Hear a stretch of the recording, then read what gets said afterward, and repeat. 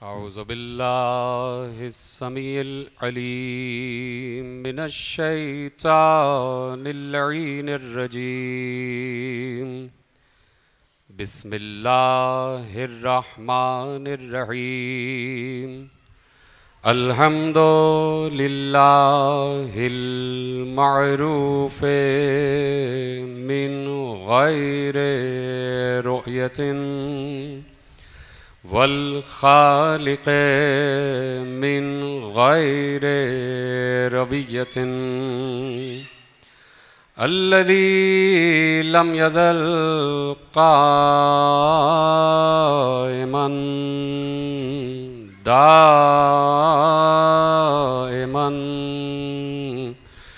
Is ला समाउन ज़ातु अबराजिन वला लैलुन दाजिन वला बहरुन साजिन वला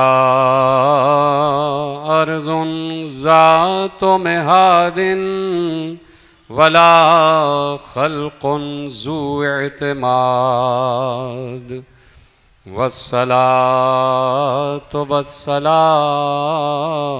वत्तहिय्यतु वल इकराम अला नबिय्यिर रहमति व खाज़िनिल मग़फ़िरति व क़ाइदिल ख़ैरि वल बरकति व मुन्क़िज़िल इबादि मिनल हलकति सय्यदना व मौलाना अबुल क़ासिम मुहम्मद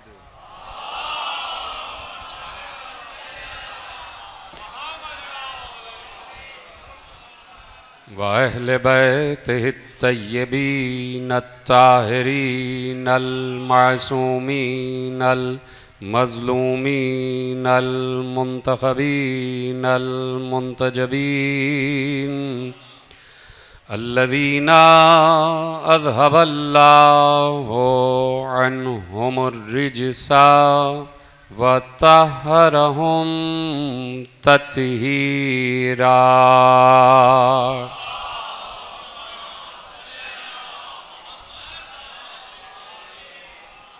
अम्मा बअदु फ़क़द क़ालल्लाहु सुब्हानहु व तआला फ़ी मुहकम किताबिहिल मजीद व फ़ुरक़ानिहिल हमीद व क़ौलुहुल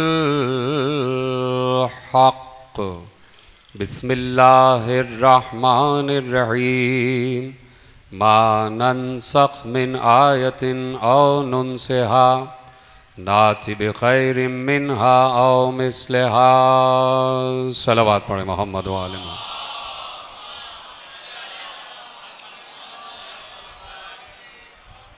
परवरदिगार आलम का शुक्र है कि उसने हमें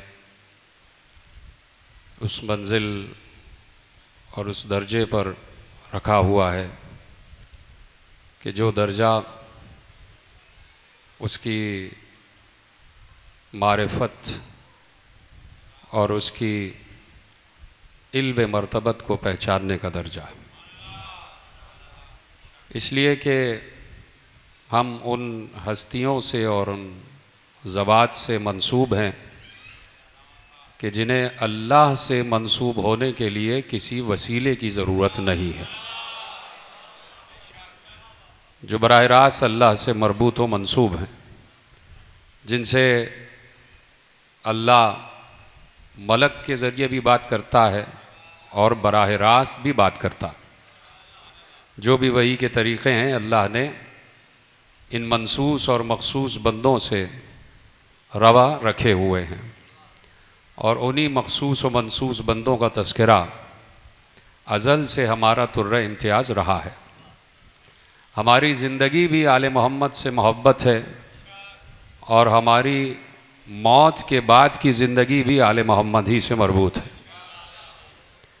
हम चूँकि आले मोहम्मद से मोहब्बत करते हैं तो दुनिया की आँखों से आँखें मिलाकर ये बात कह सकते हैं कि हम मर कर भी नहीं मरते। कम से कम ये हम दुनिया की आंखों से आंखें मिलाकर कह सकते हैं, और अपने अल्फाज में नहीं बल्कि रसूल की फ़िक्र है। रसूल की फ़िक्र यही है कि जो आले मोहम्मद की मोहब्बत में मर जाए तो अल्लाह कहता है कि हम उसे मरने नहीं देते, माता शहीदा, फिर वो शहादत की मौत मरता है। और शहीद का रिस्क उसके हाथ में है कि जिसे कभी मौत नहीं आना है। शहीद का रिस्क उसके ज़िम्मे है कि जिसे कभी मौत नहीं आना है, जो कभी मौत के दायरे में दाखिल नहीं होगा। इसलिए हम जहाँ पर भी बैठ जाते हैं, चाहे आले मोहम्मद से मंसूब कोई मजलिस हो, चाहे बज़्म अज़ा से उठ जाने वाले से मंसूब कोई मजलिस हो, तो हम तज़किरा जो करते हैं तो ज़िंदगी ही का तज़किरा करते हैं। यानी हमारा तज़किरा मौत भी तज़किरा हयात ही है। इसलिए कि जहाँ बाकी रह जाने वालों का तज़किरा हो, वहाँ फिर तज़किरा फ़ना कभी भी नज़र नहीं आता। वहाँ फ़ना नहीं है, वहाँ बका ही बका है। और ऐसे बाकी कि जिन्हें कभी मौत नहीं आएगी। यकीनन ये जुमला मैंने अपनी तरफ से नहीं कहा है, अल्लाह ने कहा कि कुल्लो शैइन हालिकुन इल्ला वजहुहु, हर शय हलाक हो जाएगी लेकिन अल्लाह का चेहरा बाकी रहेगा। हर शय हलाक हो जाएगी लेकिन अल्लाह का चेहरा बाकी रहेगा। इसका मतलब है कि जो अल्लाह का चेहरा है उस पर लफ्ज़ शय का इतलाक़ नहीं होता। हर शय फ़ना हो जाएगी लेकिन अल्लाह का चेहरा बाकी रहेगा। तो अब जहाँ पर भी अल्लाह का चेहरा है वो बका ही बका है, वहाँ से फ़ना दूर है। और जहाँ पर ज़िक्र वजहुल्लाह हो रहा है वो ज़िक्र भी बका ही बका है, उस ज़िक्र को भी फ़ना से बहुत दूरी है। इसलिए कि पैगंबर ने अपनी बेशतर अहादीस में इरशाद फरमाया कि जब अली के चेहरे की बात हुई है, जब वजहुल्लाह की बात हुई है, तो पैगंबर ने पहले अली को अल्लाह का चेहरा कहा, अली ने बाद में ये ऐलान किया कि मैं अल्लाह का चेहरा हूँ। पैगंबर पहले कह चुके थे कि अली का चेहरा अल्लाह का चेहरा है। इसलिए कि बात यह है कि अली के चेहरे को देखना इबादत करार दिया गया। कह दिया कि अली के चेहरे को देखना इबादत है। ये अली का चेहरा सिर्फ अली का चेहरा नहीं है, बल्कि आप उलमा में, उलमा की किताबों में, उलमा से मंसूब किताबों में जब अहादीस रसूल पढ़ेंगे और उस पर निगाह करेंगे तो आपको मिलेगा कि पैगंबर ने कहा कि आलिम के चेहरे को देखना इबादत है। अन-नज़रो इला आलिम इबादा। फिर फरमाया कि अन-नज़रो इला मुसहफ़ इबादा, कुरान की तरफ देखना इबादत है। फिर इरशाद फरमाया अन-नज़रो इला वालिद इबादा, वालिद की तरफ देखना इबादत है। आप देख रहे हैं कि पैगंबर कह रहे हैं आलिम की तरफ देखना इबादत है, कुरान की तरफ देखना इबादत है, और वालिद की तरफ देखना इबादत है। तो भाई बात यह है कि चलिए मुसहफ़ तो समझ में आ गया, कुरान है, उसका पहला हर्फ भी पाक है, उसके तमाम हरूफ पाक हैं, बिस्मिल्लाह की बे से वन्नास की सीन तक पाक ही पाक कलाम है। लेकिन हम ये कह सकते हैं कि आलिम का चेहरा, भाई बहुत से आलिम ऐसे हैं कि जो ईसाइयत में भी आलिम कहलाते हैं, बहुत से आलिम ऐसे हैं कि जो यहूदियत के आलिम कहलाते हैं, बहुत से आलिम ऐसे हैं कि जो हिंदू मत के आलिम कहलाते हैं। तो क्या हिंदू आलिम की तरफ देखना भी इबादत है? परेशान हो गए आप? मैं तो सिर्फ एक हदीस की तज्जिया कर रहा हूँ और उसकी तशरीह की मंजिल आपके हवाले करना चाहता हूँ। भाई यहूदियों में भी आलिम मौजूद है, ईसाइयों में भी आलिम मौजूद है, हिंदुओं में भी आलिम मौजूद है। तो क्या यहूदी आलिम के चेहरे को देखना इबादत है? क्या ईसाई आलिम की तरफ देखना इबादत है? क्या हिंदू आलिम की तरफ देखना इबादत है? चलिए बात आगे बढ़ती है। पैगंबर ने कहा वालिद की तरफ देखना इबादत है। तो अबू जहल भी तो किसी का वालिद था। बहुत से वालिद ऐसे हैं जो काफिर हैं, बहुत से वालिद ऐसे हैं जो मुशरिक हैं, बहुत से वालिद ऐसे हैं जो मुनाफिक हैं। तो क्या ऐसे वालिदों की तरफ देखना भी इबादत है? तो अब हदीस की गहराई में उतरना पड़ेगा कि पैगंबर असलन कहना क्या चाहते हैं कि अन-नज़रो इला आलिम इबादा, अन नज़र इला वालिद इबादा, अन नज़र इला मुसहफ़ इबादा। वालिद की तरफ देखना इबादत है, आलिम की तरफ देखना इबादत है, और कुरान की तरफ देखना इबादत है। चौथी मंजिल आई अन नज़र इला काबत इबादा, काबे की तरफ देखना इबादत है। ये चार चीज़ें पैगंबर ने इरशाद फरमाई कि काबे को देखना इबादत है, कुरान को देखना इबादत है, आलिम को देखना इबादत है, वालिद को देखना इबादत है। अब पता चला कि ये चारों चीज़ें किससे मंसूब हैं। जब कहा काबे को देखना इबादत है तो कह दिया इसलिए कि काबे में अली पैदा हुआ है। जब कहा कुरान को देखना इबादत है तो साथ साथ कहा अल कुरान व मआ अलीगिन व अलीगिन मआ अल कुरान। जब कहा आलिम को देखना इबादत है तो कहा अना मदीनतुल इल्म व अलीगिन बाबुहा। और जब कहा कि वालिद को देखना इबादत है तो कहा या अली, मैं और तुम इस उम्मत के दो वालिद हैं।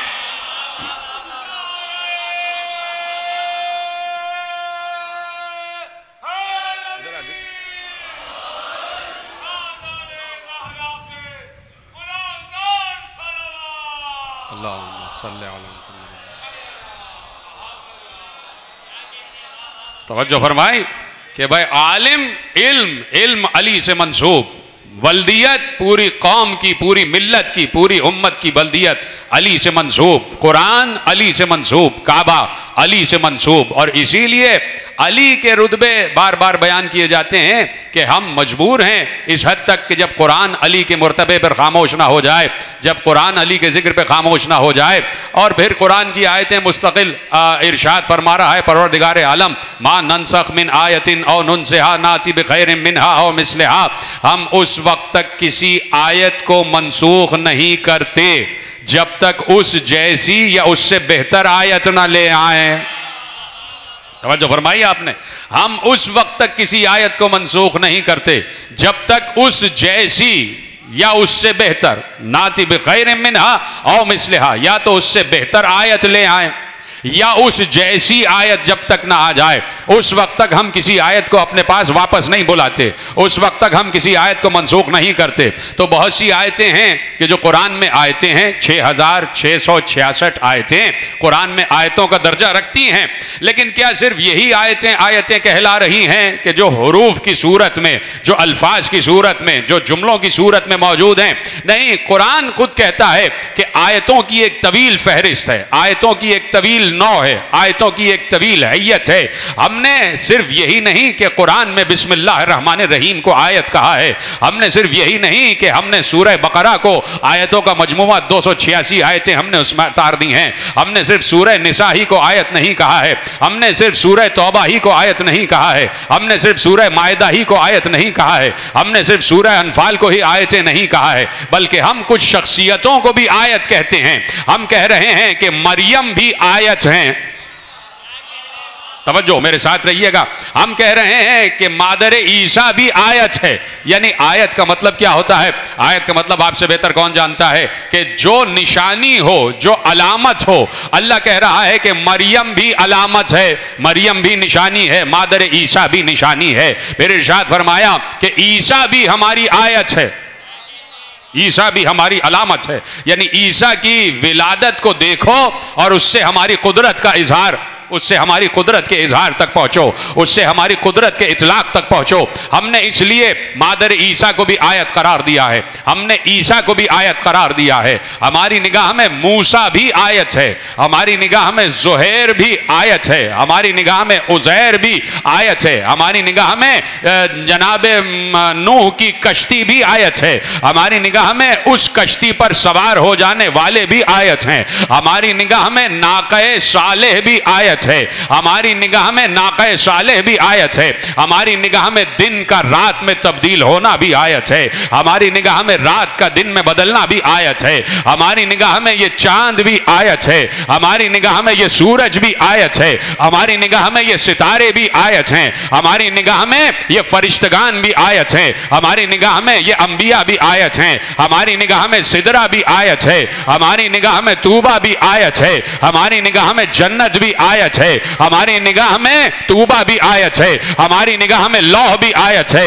हमारी निगाह में कलम भी आयत है, हमारी निगाह में अर्श भी आयत है, हमारी निगाह में कुर्सी भी आयत है, हमारी निगाह में सरादकात भी आयत हैं, हमारी निगाह में हिजाबात भी आयत हैं, हमारी निगाह में कुछ मुंतखब बंदे भी आयत हैं, हमारी निगाह में मुस्तफ़ा भी आयत है, हमारी निगाह में मुर्तज़ा भी आयत है, हमारी निगाह में मुज्तबा भी आयत है, हमारी निगाह में ज़मीन भी आयत है, हमारी निगाह में आसमान भी आयत है, हमारी निगाह में दरख्त भी आयत है, हमारी निगाह में फल भी आयत है, हमारी निगाह में फूल भी आयत है, हमारी निगाह में जिस्म भी आयत है, हमारी निगाह में रूह भी आयत है, हमारी निगाह में अक्ल भी आयत है। वो कह रहा है ये सब आयतें हैं। मादर ईसा भी आयत, ईसा भी आयत, मूसा भी आयत, उज़ैर भी आयत, दिन का रात में बदलना भी आयत, नाक़े सालेह भी आयत, नूह की कश्ती भी आयत, कश्ती पर सवार हो जाने वाले भी आयत, ये सूरज भी आयत, ये चांद भी आयत, ये सितारे भी आयत, ये ज़मीन भी आयत, ये आसमान भी आयत, ये अफलाक भी आयत, ये कौस क़ुज़ह भी आयत, ये फ़ज़ा भी आयत, ये खला भी आयत, ये हवा भी आयत, ये अक्ल भी आयत, ये इदराक भी आयत, ये हवास भी आयत, ये सब की सब आयतें हैं। अब पूछना यह है आलम इस्लाम से कि जब अल्लाह ने कह दिया कि ये सारी आयतें हैं जो मैंने फहरिस्त आपके हवाले कर दी कि ज़मीन से लेके आसमान तक, मशरक़ैन से लेके मग़रिबैन तक, सिदरा से लेके तूबा तक, तूबा से लेके शजर तूबा तक, शजर तूबा से लेके सरादकात तक, सरादकात से लेके हिजाबात तक, हिजाबात से लेके अर्श तक, अर्श से लेके कुर्सी तक, कुर्सी से लेके लौह तक, लौह से लेके कलम तक, कलम से लेके इंसान तक, इंसान से लेके मलाइका तक, मलाइका से लेके अंबिया तक, अंबिया से लेके जिन्नात तक, जिन्नात से लेके समंदरों तक, समंदरों से लेके तमाम अज्जाए समंदर तक, ये सब का सब आयत है। तो पूछना ये है ये आयतें किसके सदक़े में हैं? सलामत रहें आप। ये आयतें किसके सदक़े में हैं? ये सूरज, ये चांद, ये सितारे, ये ज़मीन, ये आसमान, ये लौह, ये कलम, ये अर्श, ये कुर्सी, ये सब कुछ है किसके सदक़े में? तो कह दिया अल्लाह ने कि जाओ, क्या तुमने पहला लफ्ज़ हमारी जो ज़बान से अदा हुआ तुमने सुना नहीं कि हमने पहली मंजिल पर कह दिया था अव्वल मखलूक को मुखातिब करके, या अहमद लौलाक लमा खलक़तुल अफ़लाक। ए अहमद, अगर तुम ना होते तो कुछ भी ना होता।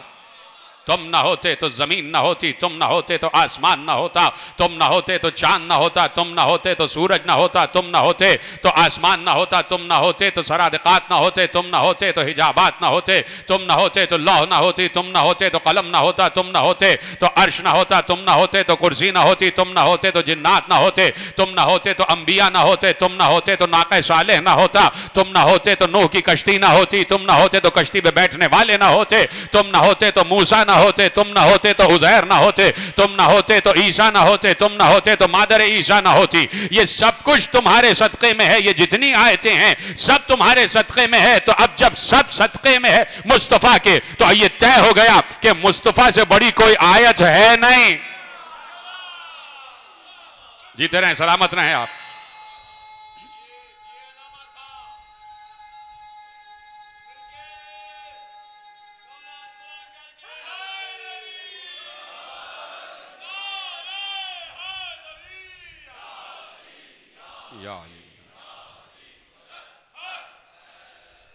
तवज्जो फरमाई आपने कि मुस्तफ़ा ना हो तो कुछ ना हो। तो जिसकी वजह से ये सारी आयतें हैं, तो इसका मतलब है कि मुस्तफ़ा इन सब से बड़ी आयत, इन सब से बड़ी आयत है मुस्तफ़ा।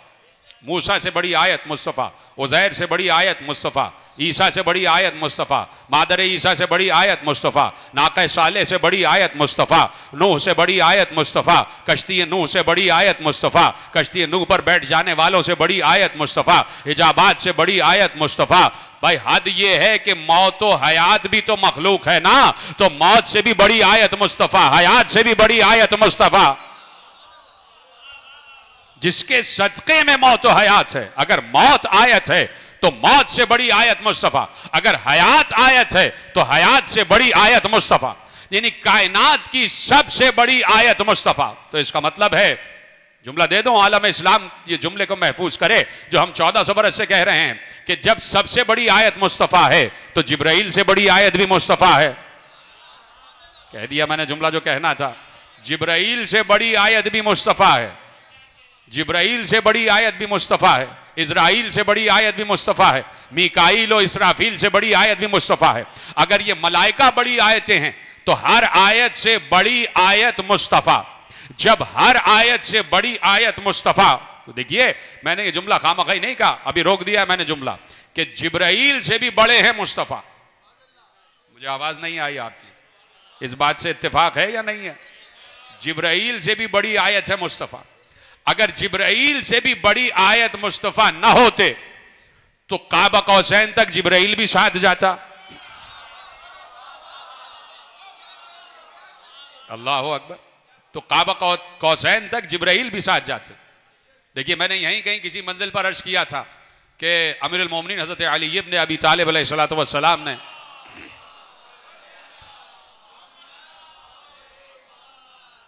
अर्ज किया, या रसूल अल्लाह, ये बताइए कि आप अफजल हैं या जिब्राइल? अब अजीब सवाल है कि जो अली कर रहे हैं, और अली ने सवाल कहीं छुप कर नहीं किया था, सबके सामने किया था। और सबसे मुराद कौन है ये आप बेहतर जानते हैं। सबके सामने मेरे मौला अली ने आका अलैहिस्सलातु वस्सलाम से सवाल किया कि आप अफजल हैं या जिब्राइल, आप अफजल हैं या जिब्राइल? पैगंबर ने मुस्कुरा कर कहा, अल मलाइकतु खुद्दामुना व खुद्दाम मुहिब्बीना। ऐ अली, मलाइका हमारे भी खादिम हैं और हमसे मोहब्बत रखने वालों के भी खादिम हैं। देखिए अब मैं जुमला आया है तो आपके हवाले करता हूं। काबा है, हज का मौका है, और एक शख्स काबे से लिपटा हुआ दुआ कर रहा है, और वो कह रहा है कि या साहिब अल बैत, अल बैतु बैतुका व ज़ैफु ज़ैफुका।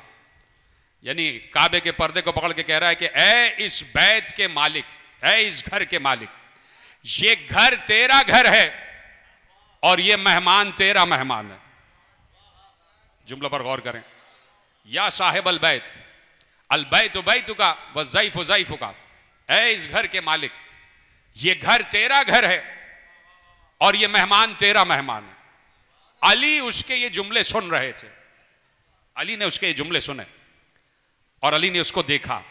दूसरा दिन आया, दूसरे दिन फिर वो काबे के पर्दे को पकड़कर दुआ मांग रहा था और अजीब अंदाज से दुआ मांग रहा था, या अजीजन फी इज्ज़का फला अअज़्ज़ा फी इज्ज़का अइज़्ज़नी बिइज़्ज़ि इज्ज़का ला यअलमु अहदुन कैफ़ हुवा अतवस्सलु अलैका बिहक़्क़ मुहम्मदिन व आले मुहम्मदिन इअतीनी मा ला युअतीनी गैरुक वस्रिफ अन्नी मा ला यसरुफ गैरुक। अब वो दुआ मांग रहा है, अली सुन रहे हैं, या अजीजन फी इज्ज़का फला अअज़्ज़ु मिनका फी इज्ज़का अइज़्ज़नी बिइज़्ज़ि इज्ज़का ला यअलमु अहदुन कैफ़ हुआ। ऐ इज्जत वाले रब, ऐ इज्जतों को इज्जत देने वाले रब, मुझे ऐसी इज्जत दे अपनी इज्जतों में से कि किसी को पता ही ना चले कि ये इज्जत कैसे मिली है। अतवस्सलु इलैका, मैं तुझसे तवस्सुल इख्तियार करता हूं। किसके जरिए से? बिहक़्क़ मुहम्मदिन व आले मोहम्मद, मैं मोहम्मद और आले मोहम्मद के जरिए तुझसे तवस्सुल इख्तियार करता हूं कि मुझे वो अता कर जो तेरे सिवा कोई अता नहीं कर सकता, और मुझसे वो दूर कर दे जो तेरे सिवा कोई दूर नहीं कर सकता। एक बार अली ने उसके ये जुमले दूसरे दिन सुने और सुनने के बाद अपने असहाब को मुखातिब करके कहा कि तुमने सुना ये आराबी क्या कह रहा है? हाजा वल्लाह इस्मुल्लाहुल अकबर फिस सुरियानिया अखबिरनी बिही हबीबी रसूलुल्लाह का सुनो। ये जो बात कर रहा है, ये जो दुआ मांग रहा है, ये सुरियानी जबान में अल्लाह का इस्म आजम पुकार रहा है, और इसकी खबर मुझे मेरे हबीब रसूल अल्लाह पहले ही दे चुके हैं। इसकी खबर मुझे मेरे हबीब रसूल अल्लाह पहले ही दे चुके हैं। तीसरा दिन आया, तीसरे दिन फिर वो काबे के पर्दे को पकड़ा हुआ था। या मन ला यहवी है मकानुन वला यखलु मिन्हु मकानुन अर्जुकनी बे अल्फा आराब अल्फतु अरबात आलाफ दिरहमिन, ऐ वो जिसको किसी मकान की जरूरत नहीं है और जो किसी मकान में समा नहीं सकता, उर्जुकनी बेअरबा आलाफ दिरहमिन, परवरदिगार मुझे 4000 दिरहम चाहिए। 3 दिन से दुआ मांग रहा था, तीसरे दिन क्या दुआ मांगी? उर्जुकनी बेअरबा आलाफ दिरहमिन, मुझे 4000 दिरहम चाहिए। अली आगे बढ़े, अली ने कहा मैं 3 दिन से तुझसे सुन रहा हूं और तूने बड़े अच्छे अल्फाज में दुआ मांगी है।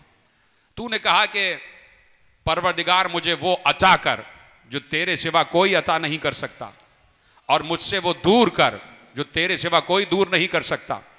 तूने असल में परवरदिगार से मांगा कि मुझे जन्नत दे दे, तुझे जन्नत मिल गई। वो अता कर जो तेरे अलावा कोई अता नहीं कर सकता। अली ने कहा तूने जन्नत मांगी, तुझे जन्नत मिल गई। और तूने कहा कि मुझसे वो दूर कर दे जो तेरे सिवा कोई दूर नहीं कर सकता, तो तूने अल्लाह से कहा कि मुझसे जहन्नम को दूर कर दे, अल्लाह ने तुझे जहन्नम से दूर कर दिया। और आज तूने अल्लाह से 4000 दिरहम मांगे हैं। एक बार उसने अमीरुल मोमिनीन को देखा और देखकर कहा कि आप अपना तारुफ कराएंगे, आप कौन हैं? कहा मैं अली इब्न अबी तालिब हूं। एक बार जैसे ही कहा मैं अली इब्न अबी तालिब हूं, उसने कहा अंत वल्लाह बगियती, खुदा की कसम मेरी मुराद आप ही से थी।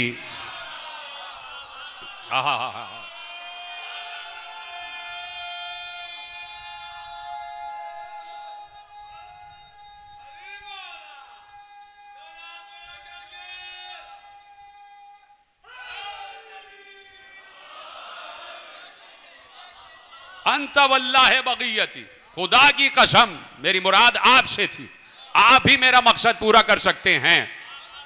अली ने कहा 4000 दिरहम क्यों चाहिए? कहा 4000 दिरहम चाहिए, 1000 अपने निकाह के लिए, हक महर के लिए, 1000 कर्जा अदा करने के लिए, 1000 घर के लिए और 1000 अपनी जिंदगी गुजारने के लिए।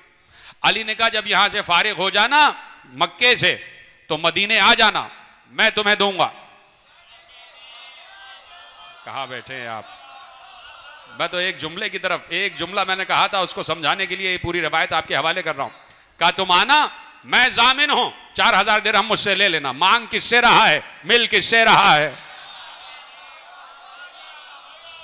तवज्जो फरमाए ना, मांग किससे रहा है, मिल किससे रहा है? इसलिए इनके जरिए से मिल रहा है कि उसने दूसरे दिन की दुआ याद है आपको क्या कहा था?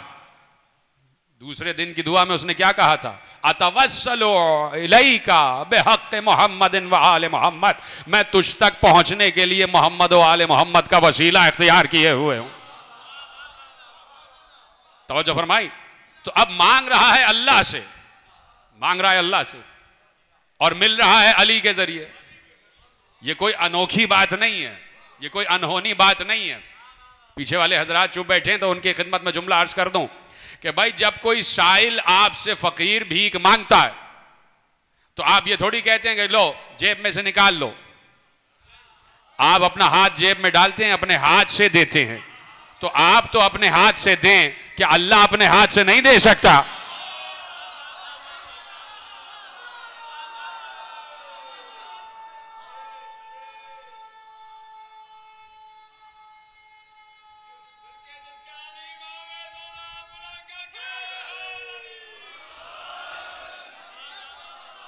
तवज्जो फरमाई।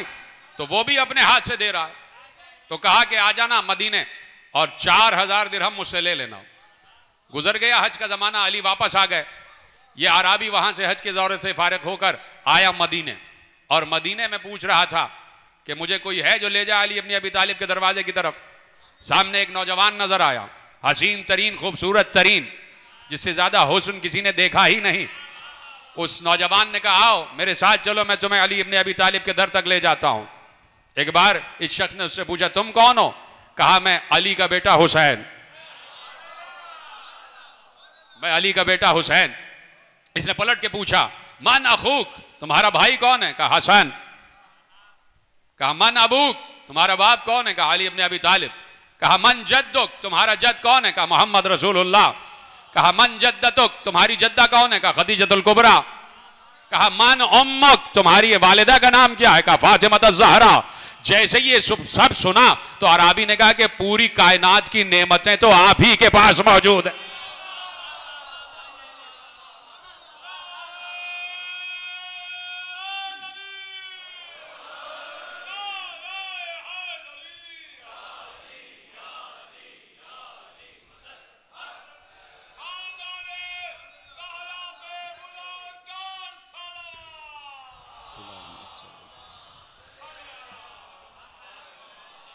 तवज्जो फरमाई आपने, कहा पूरी कायनात की नेमतें तो आपको हासिल हैं, सब कुछ तो आपके घर में मौजूद है। कहा आओ मेरे साथ चलो।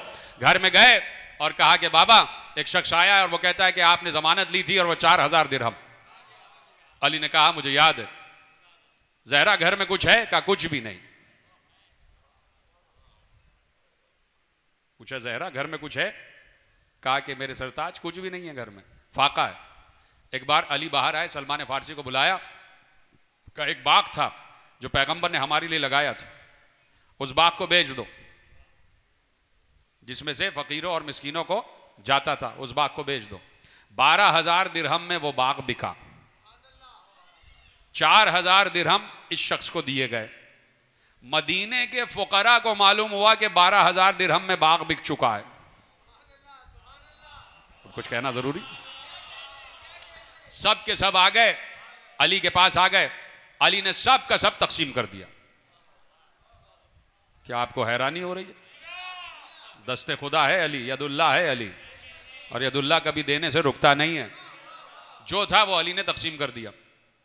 जब अली ने तकसीम किया तो मालूम है कि अब जो घर के मामलात हैं वो अलग हैं। अली अभी लोगों को तकसीम कर ही रहे थे, ऐसे में पैगंबर जहरा के घर में आए। सलाम जवाब सलाम हुआ। कहा ये 7 दिरहम रख लो और अली जब आए तो 7 दिरहम अली को दे देना। अली सब कुछ खर्च करके घर आ गए। जब घर में आए तो एक बार, चूंकि घर में तो फाका ही है, जाहिर सी बात है बच्चे भी भूखे हैं और जो अतफाल हैं जिनकी परवरिश अली करते हैं उनको भी ज़रूरत है ग़िज़ा की। जैसे ही अली घर में आए, अली ने चारों तरफ देखकर कहा कि मुझे अपने भाई रसूल अल्लाह की खुशबू महसूस हो रही है। क्या अभी रसूल अल्लाह आए थे? ज़हरा ने कहा बाबा आए थे और ये आपके लिए 7 दिरहम दे गए। अली ने खुदा का शुक्र अदा किया कि परवरदिगार जितने इतना दिया है वो उससे ज़्यादा देने वाला है। तवज्जो फरमाएं, इस जुमले पर गौर कीजिएगा कि देखिए मैंने कहीं अर्ज़ किया था पिछले से पिछले साल कि जब जनाब यूसुफ पेशनगोई कर रहे थे कि देखो बनी इसराइल तुम्हारे ऊपर जुल्म बढ़ जाएगा और तुम्हारा एक नजात दहिंदा आएगा, जनाब मूसा की पेशनगोई हो रही थी 400 साल पहले। जनाब मूसा से 400 साल पहले बनी इसराइल पर जुल्म बढ़ता गया, बढ़ता गया, बढ़ता गया, बढ़ता गया। जनाब मूसा की विलादत हो चुकी थी लेकिन बनी इसराइल पर जुल्म ख़त्म नहीं हो रहा था। ऐसे में एक शख्स अपनी कौम के लोगों को लेकर बैठा हुआ था, उसी बनी इसराइल का आलिम, और अपनी कौम के लोगों को लेकर बैठा हुआ था और उसने कहा कि देखो बस अब चंद बरस रह गए हैं, चंद बरस रह गए, का 80 बरस रह गए हैं उस नजात दहिंदा के आने में। बस वो नजात दहिंदा आने ही वाला है और तुम्हारे जितने भी मसाइब हैं सब खत्म हो जाएंगे। उस पूरी कौम ने खुदा का शुक्र अदा किया कि अच्छा खुदा का शुक्र है, उसकी हम्द है कि सिर्फ 80 बरस रह गए हमारे मसाइब खत्म होने के लिए। अब चूंकि अल्लाह ने कुरान में एक उसूल दिया हुआ है कि लाइन शकर तुम लाज़ीदन्नकुम, तुम हमारा शुक्र अदा करो हम नेमत में इजाफा कर देंगे। चुप हो गए आप। जैसे ही उन्होंने अल्लाह का शुक्र अदा किया कि शुक्र है उसका कि 80 बरस रह गए और वह नजात दहिंदा हमारे दरमियान आने वाला है, अल्लाह ने एक बार जिब्राइल को भेजा और कहा कि जाओ इस आलिम से कहो, इस आलिम से कहो चूंकि इन्होंने शुक्र अदा किया है तो हमने 20 बरस घटा दिए, अब 60 बरस रह गए हैं। जैसे ही आलिम ने खुश होकर कहा कि भाई अल्लाह ने 20 बरस और कम कर दिए और 60 बरस रह गए उसके आने में, तो एक बार कौम ने शुक्र अदा किया कि अल्लाह अकबर, उसका मजीद शुक्र है कि उसने 20 बरस घटा दिए। जैसे ही मजीद शुक्र अदा किया तो जिब्राइल को भेजा, कहा जाओ कहो 20 बरस हमने और घटा दिए, अब 40 बरस रह गए।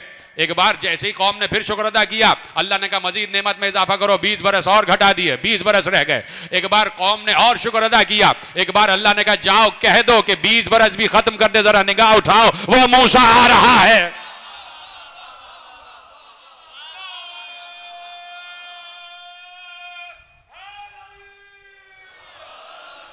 तवज्जो फरमाई आपने। अब अली कह रहे हैं 7 दिरहम अल्लाह ने दिए हैं, जिसने ये दिए हैं वो उससे ज्यादा भी देगा। शुक्र है खुदा का कि उसने हमें 7 दिरहम अता फरमाए। अब देखिए शुक्र का इनाम कैसे मिलता है। अली बाहर आए, कहा हसन मुस्तफा चलो कुछ घर के लिए कुछ साजो सामान ले आए, कुछ लेके आ जाए। कहा आइए चले बाबा। चलते रहे, रास्ते में एक मकरूज मिल गया। या अली मकरूज हूँ, कहाँ से कर्जा अदा करूँ, क्या करूँ। एक बार हसन मुस्तफा को देख कर कहा, हसन बेटा क्या इसको जो कुछ है दे दें। कहा बाबा इससे बेहतर और क्या बात हो सकती है। 7 दिरहम उस मकरूज को दे दिए। है कोई अली जैसा दस्ते सखा, है कोई अली जैसा सखी, देखा है किसी ने अली जैसा सखी कि घर का काम, घर के साजो सामान के लिए, घर के आजूके के लिए निकले और